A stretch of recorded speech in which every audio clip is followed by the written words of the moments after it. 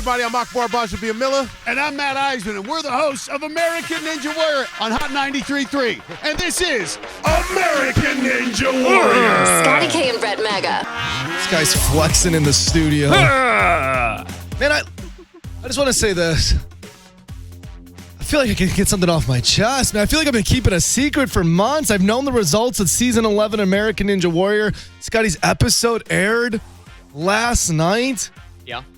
Man, so you Scotty feel like you have a secret to get off your chest? I do.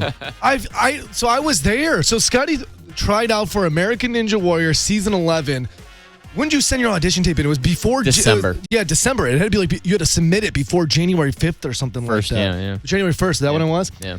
And so he submits his tape, and then he gets on the show. I thought that was... Why do you say it like that's crazy? Because it is kind of crazy. I was reading there's people like, I forget, like 17,000 people try out or whatever the number is. Only 600 people get the call. So yeah, I think it's crazy for anybody to get the call. Yeah, it's cool.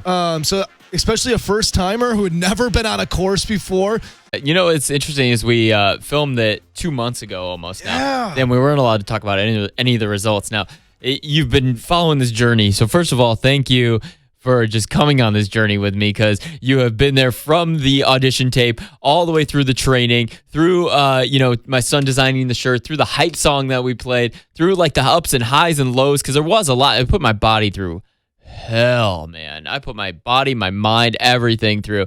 And finally, the episode, after being delayed from last week because the NHL Stanley Cup playoffs, which the anticipation was building up all the way until last night, where we did a huge watch party over in Plano at the Cinemark. And it was so fun to see everybody there. There were about 15 other people that had competed on the show there, plus friends and family. So the energy was through the roof. It was so fun to actually finally watch it. And the question that I get from everybody is, so what happened? Yeah. And now, so I got a lot of Instagrams and tweets. If you see, if you watch the show, you were the star of the episode, man. You were a big deal on last night's episode. Kick off the episode. That's true. In the promos, and with a total of, are you ready for it? Should we get a drum roll? Yeah.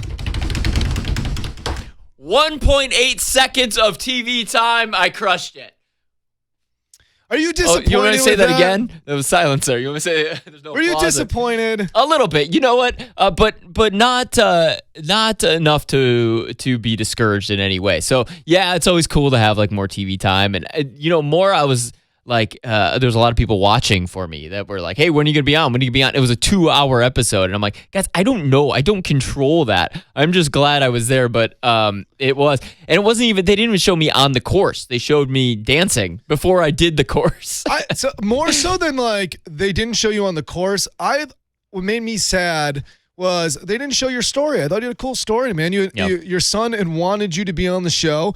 You inspired a lot of people of the regular Joe dude. No disrespect to you, but just a regular guy who just never been in American Ninja Warrior gym before, and tries to take on this challenge of being on this huge TV show. Yeah. I think it's a cool story. It was cool. We're going to do it in a couple of months, and I thought you did pretty good. Yeah, it was pretty special to be there and have you and my brother and my son there and my fiance there to watch it all happen. But I will say this. So everybody's asking what happened. What happened in the show? How far did you get? What are the results?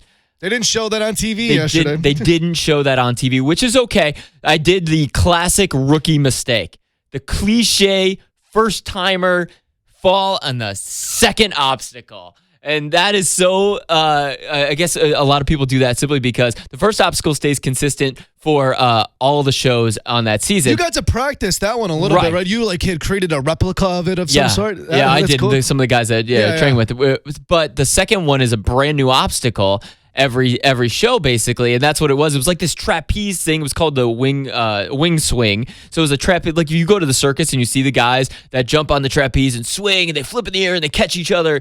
Like, that's essentially what we had to do. And I'm like, cool, never done that before, but let me just go on TV and try to do that. Well, and the reason I point out that you guys had recreated the first obstacle and that you'd made it through the first obstacle, I don't think it's because it's the first obstacle. Which is a big win, by the way. I didn't want to follow the first obstacle. But I think it shows you that with more experience, the more and more times you do that, you are getting good at those things. And so something that you'd never done before, you're an inexperienced guy who just started this a couple of months ago. If you would have gotten to do that a couple of times, you would have figured it out. Like, that's not like you. Totally. You're not a ninja. But you're kind of a ninja, you know? Like, you never done I actually tried it at Ninja Nation against something very, very similar and nailed it. Right after the show. I was like, great. Of course, the second time. But you know what it is?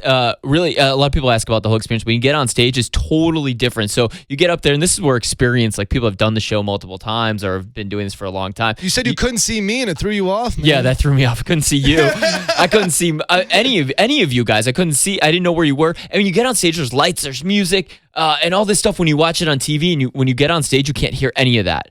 And of course, they were like, Scotty, you were on So You Think You Can Dance. Make sure you dance when you get up there. So you were dancing to no music? Zero music. Really? And had no idea when I get up there. And then it's weird because you were on beat. Yeah, they hooked it up, right?